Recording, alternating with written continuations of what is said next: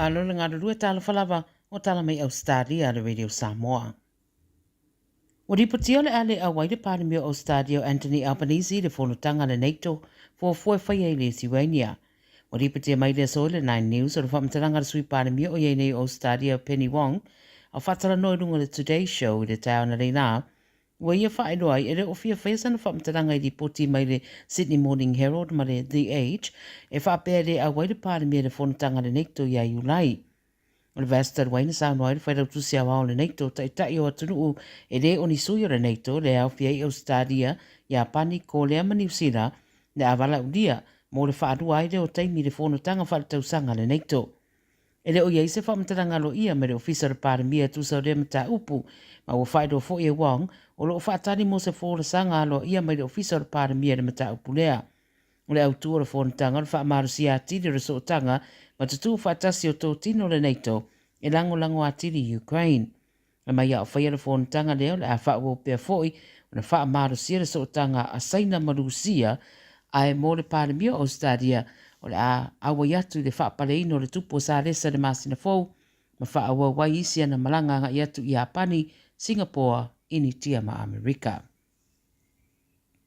Wa whaamatala ma le mawhatia e se urungari i mai Victoria, le whaalamlawe na umai le ola le la tamateine se furu sanga ina uia mana vaina chemicals i se whainga o whaingoina le Whaapretania Chroming.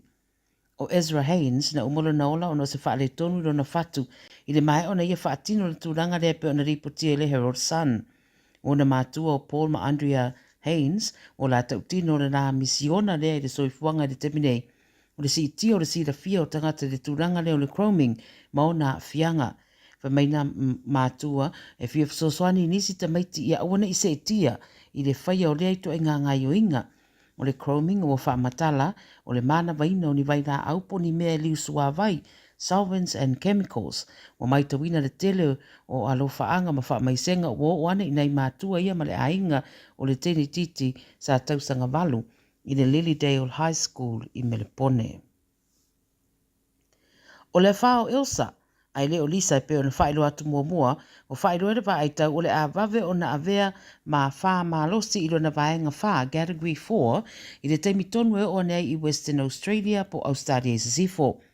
Le whao fua a fiai Broome ma Port Hedland i le isi lua sput whae le fast food walu i tū la. Wha mai o ana pōna iei tu sa po tolu sa lau 5 kilomita le tu i mātu i Sifo Broome a o matangi na o atu le se lau kilomita le tū la le Malolosi. O whaeroa le wa aitau le awa uru le soe o ailo na malosi i le vaenga tolu, category 3, o whaasola tua i pia i na malosi le aso a tai ao. O whautua ina tangata i le ala o le awha i a nofo sauni, tā pena mo le pui o soi fua ma ia Elsa. O tele tanonga i le soe se tasi o mata upu o whaeroa mai runga o pengata whaelangi, o tārsanga naini se fia no nofo i se whasi whanua, e whao ngā i se whale ie, po stama i whale a o le tutongi e se lau tolu spuru ni masina. O le nofanga lea e lata i Eagle Vale, mai mana o miai fo i ma se bond, 5 se lau 2 se furu ma se vai ngā tupe 2 se lau ona spunu, mo le 2 vai aso mua le rent.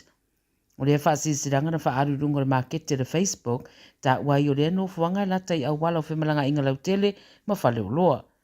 Whai mai whina ngalo whaari o tangata i runga lo pengta whaelangi, wala ngā tatau i leo na sila na mata upule nei, pe o sodia ai tū la whono tū rangatau maututongi, e meiso le saunga le mumara soifua maroloino o tangata o le atari ane i lea whaasararaunga.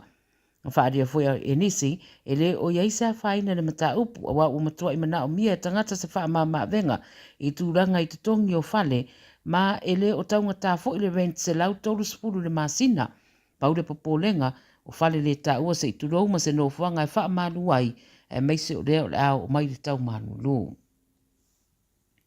E tua tasi lavu o manu manu le whaeronga mua le Osloto, i le pōna pōle o atu tolu spuru miliona, wha mai le pūlenga o le tālonga o le ua manu manu e mai Western Australia, Australia se sifo, ma sa whatawina le pepa malo i lunga o pengata whaelangi.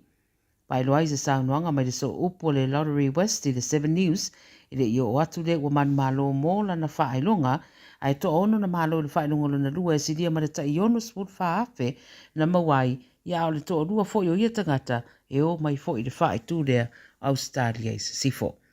O le whaeunga nao tala mai Australia mō le nei fo i asolulu, a moe moe toi whapopot fo i leo uranga mo lea soa tai au, manuia ngā luenga.